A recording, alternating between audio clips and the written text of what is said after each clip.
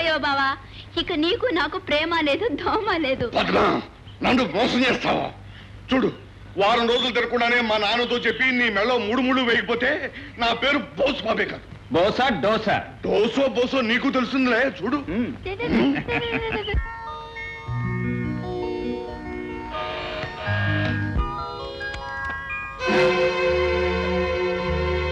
సుశీల, నువ్వా?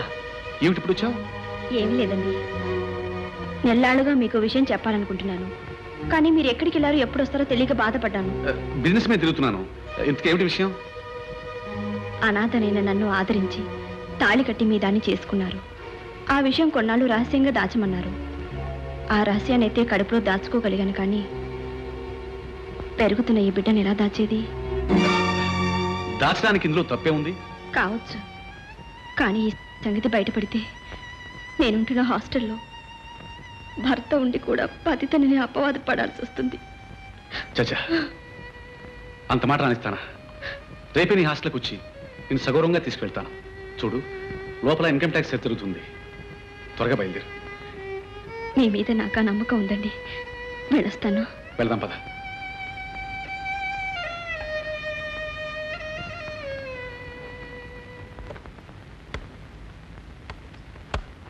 ఏమిటి హడావిడి? హడావుడి కాదు, అర్జెంట్. మా నాన్నగారికి సీరియస్గా ఉందని కబురు వచ్చింది. వెంటనే బయలుదేరాలి. మనం తర్వాత కలుద్దాం. మిస్టర్ సుధాకర్, నీకేదైనా వ్యాపారం చూస్తానన్నానుగా. ఇదిగో సెల్ఫ్ ఎంప్లాయ్మెంట్ స్కీమ్ కింద నీకు బ్యాంక్ వారు అప్పిచ్చేట్టు ఏర్పాటు చేశాను. నీ ఇష్టం వచ్చిన ఇండస్ట్రీ స్టార్ట్ చేసుకో. Thank you sir. Many thanks daddy. It's all right. ఇంతకు ఏ వ్యాపారం స్టార్ట్ చేద్దాం అనుకుంటున్నావు? స్టీల్ ఇండస్ట్రీ పెడదాం అనుకుంటున్నాను. గుడ్, నేనదే చెబుదాం అనుకున్నాను. సుధాకర్, అందులో నన్ను వాచ్మెన్ గానో ప్యూన్ గానో వేసుకో. అంత కర్మ నీకేం పట్టిందిరా? అవును, నీ మైనింగ్ బిజినెస్ ఏమైంది? డాడీ, నువ్వు అన్నట్టు ఎంత వినా మట్టి తప్ప మైక పడలేదు. అందుకని క్లోజ్ చేసి వచ్చేసాను. ఇప్పటికైనా తెలిసి వచ్చింది, చాలు. సుధాకర్, అవసరమైతే హరి సహాయం తీసుకో.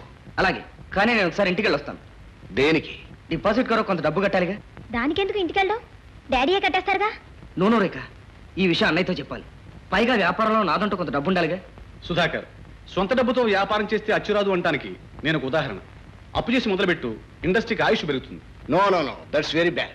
సుధాకర్ అన్నట్టు ఏ వ్యాపారంలోనైనా కొంత సొంత డబ్బు లేకపోతే శ్రద్ధా బాధ్యతలు ఉండవు. సుధాకర్, నువ్వు అనుకున్నట్టే కానీ. Thank you sir. నేను మీ ఊరికి వస్తాను. దేనికి? మీ ఊరిని మీ వాళ్ళని చూడడానికి. ఏ రాకూడదా? అబ్బే, రాకూడదని కాదు. కానుస్తావేంటి? పల్లెటూరు చూసి చాలా లేదు. నేను వస్తాను. ఓకే.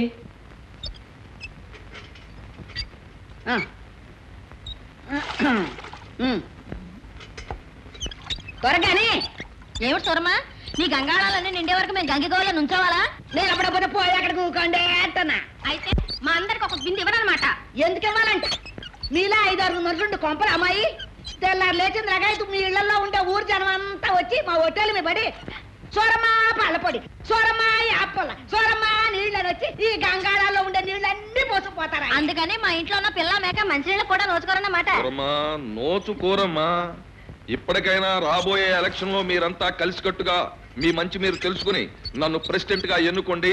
ఆకాశ గంగన పొలాల్లోకి దించుతాను, పాతాళ గంగన మీ ఇళ్లలోకి పంపిస్తాను. నిజం చెప్తున్నాను, గాంధీ గారి మొహం చూసి నన్ను గనక మీరు ప్రెసిడెంట్ గా ఎన్నుకుంటే ఈ సిరిపురాన్ని గంగాపురంగా మార్చేస్తాను. ఊరంతా గంగా ప్రవాహం. అంటే ఊరంతా గంగలో వాసులయ్య, తప్పుడు మాటలు మాట్లాడుకు నీకు ముంచడమే తప్ప తేల్చడం చేత కాదు. ఈ గ్రామాన్ని మంచినీటి ఎద్దడి నుంచి రక్షించడానికి గత 10 సంవత్సరాలుగా ఎన్ని ప్రణాళికలు, ఇంటికో కుళాయి, వంటింటికో కుళాయి చొప్పున అనేక ప్రణాళికలు నేను తయారు చేసి కూర్చున్నాను. ఈ సంచి నిండా అయ్యే. నిజం చెబుతున్నాను, గాంధీ గారి మొహం చూసి మీరు గనక నన్ను రాబోయే ఎలక్షన్ లో ప్రెసిడెంట్ గా ఎన్నుకోకపోతే మీకు తాగడానికి మంచినీళ్లే కాదు, కార్చడానికి కన్నీళ్లు కూడా ఉండవు. నిన్ను ఎన్నుకుంటే మొత్తం అన్ని కన్నీళ్లే. ఇదిగో తెలుసు. ఇదిగో సూరమ్మ, నేను మగాని. మీరంతా అవతల తప్పుకుని నాకు ఇవ్వండి అవకాశం, నేను పట్టుకెళ్తాను.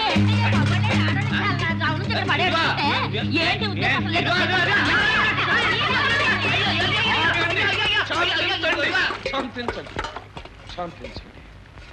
మీ ఆడవాళ్ళ విషయంలో గాంధీ గారి మొహం చూసి చెప్పే విషయం ఏమిటంటే, ఈ విషయంలో మీదే సబబు, మీదే న్యాయం, నా సపోర్ట్ మీకు ఉంటుంది కనుక మీ స్వేచ్ఛా స్వాతంత్రాలు సమైక్యంగా మీరు అతని మీద రుజువు చేసుకోండి.